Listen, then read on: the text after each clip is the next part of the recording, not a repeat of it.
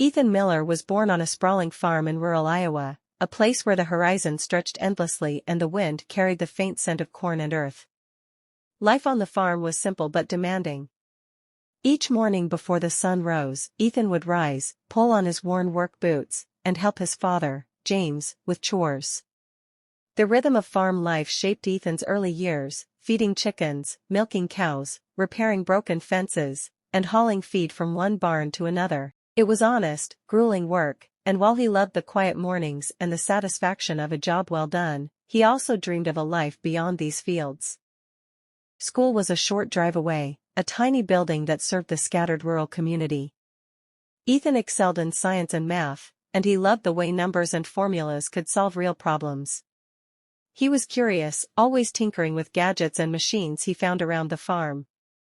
While his classmates dreamed of sports or college parties, Ethan's mind wandered into the possibilities offered by computers. When he was 12, a distant cousin gave him an old laptop, dusty and slow, but functional. That laptop opened a door to a world Ethan had only glimpsed in books, the internet. At first, Ethan used the computer for games and social media, but soon he became fascinated by the mechanics of websites. How did they work? How could someone create something that millions of people might see? He began exploring free coding tutorials online, learning HTML and CSS late at night after completing his farm chores. The learning process was slow, filled with trial and error, but it thrilled him. He was learning skills that nobody in his town had, skills that felt like a secret key to the wider world. By the time he was 16, Ethan had created his first website, a simple page for a local diner that wanted to advertise their daily specials. His father had been skeptical at first, but the diner owner loved it and paid him a small sum. For Ethan, that payment was more than money, it was proof that his curiosity could create real value. Encouraged, he started taking on small projects, websites for the local hardware store, the nearby farm supply shop, even a mechanic who wanted to showcase his services online. The real turning point came during a long winter when the farm's corn harvest had failed due to an unexpected early frost. The financial strain on the family was intense. One night, while scrolling through an online marketplace, Ethan noticed a growing trend. People were buying handmade goods online, especially rustic, artisanal items. He remembered the leatherwork his mother, Sarah, had done for years, crafting belts and small wallets for neighbors and family friends. A plan began to form in his mind. With some of the small savings he had earned from his web projects, Ethan convinced his mother to let him photograph her leather goods and set up a small online store. He spent nights designing a clean, professional-looking website, learning about product descriptions, pricing, and shipping logistics. Then came the marketing challenge. He had no budget for advertisements, so he taught himself social media marketing using free guides, posting pictures on Instagram and Facebook, creating stories, and engaging with potential customers. The early weeks were slow. Orders trickled in, just enough to cover shipping costs. But Ethan was persistent. He analyzed which posts attracted attention, adjusted product descriptions based on customer questions, and experimented with photography styles. Slowly, the traffic grew, and orders began to arrive more regularly. The income was modest but steady, and it sparked a new idea: why stop with leather goods?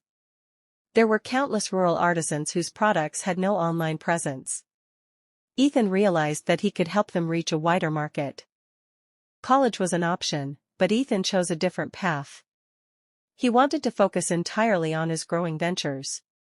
He rented a small apartment in a nearby city to have reliable internet and space for operations, while still visiting the farm on weekends.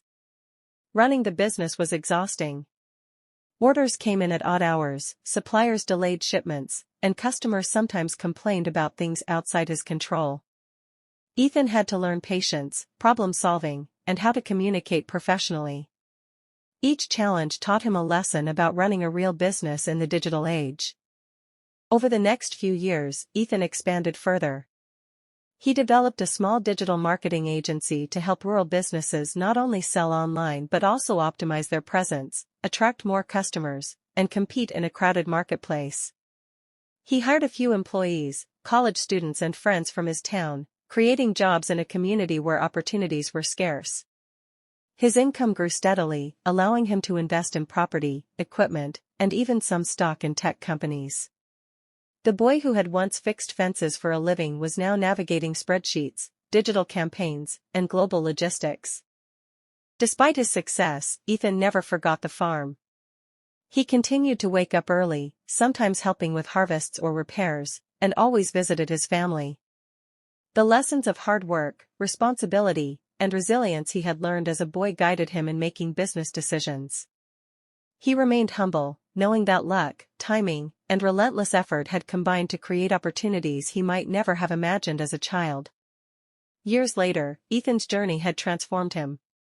He lived comfortably, traveled frequently for business, and had a reputation as a reliable and innovative entrepreneur, yet, the farm and his family remained central to his life. He used his wealth to improve the farm, introduce sustainable practices, and mentor other young people in rural communities, teaching them how to harness the internet to create opportunities. Ethan's story was a testament to persistence, curiosity, and the willingness to embrace technology without abandoning one's roots. From the quiet fields of Iowa to the bustling world of online commerce, he had proven that even a farm boy, with grit and ingenuity, could build a fortune, and do it in a way that honored where he came from.